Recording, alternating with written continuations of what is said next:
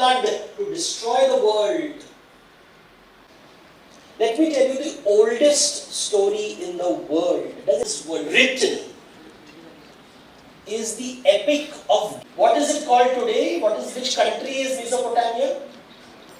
Friends, they go on many adventures, but then one day Enkidu dies. He dies because he is attacked by a wild animal. And Gilgamesh is shocked and he says, what is this? My best friend has died. And at night he gets a vision. His friend Enkidu appears before him and describes life after death. He says, this is a place without sunlight, without wind, and the only thing you can eat is dust. Can you imagine the description? Iraq is Mesopotamia.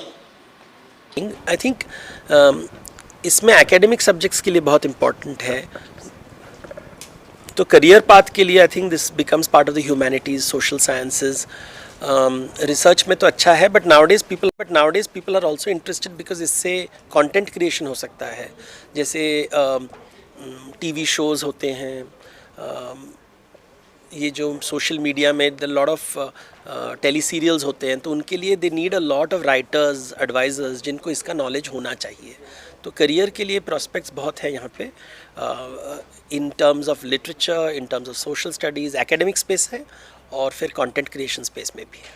Okay sir, आज इस school में आने के बाद आपने student से बात की, तो कैसा महसूस होता है आपको, और स्टूडेंट ने स्कूल के एज में इसको कैसे बिहेव करना चाहिए, इसके बारे में, कल्चर के बारे में?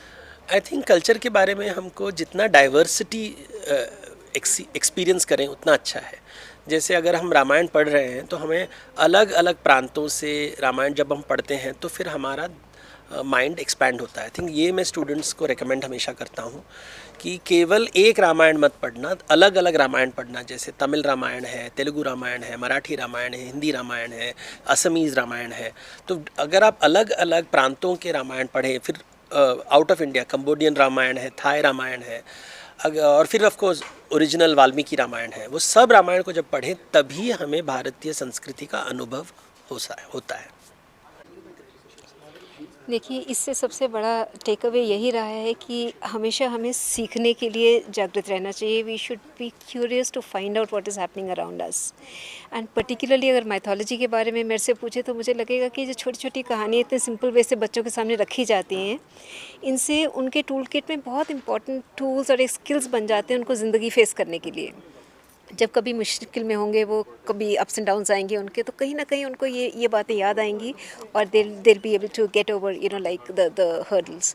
सो बहुत ज़रूरी है कि बच्चों को इक्विप करने में ज़िंदगी फ़ेस कैसे करनी है. एंड इससे अच्छा तरीका मुझे नहीं लगता और हो सकता है. फिज़िक्स, केमिस्ट्री, बायोलॉजी सब पढ़ते हैं, लेकिन ये जो चीज़ें हैं, ये कहानियाँ हैं, ये तरीके हैं जो सीखने के, इससे बच्चों को एक तरीका ज़िंदगी जीने का मिल जाता है, जो कि सबसे बड़ा गिफ्ट है उनके लिए, मुझे लगता है.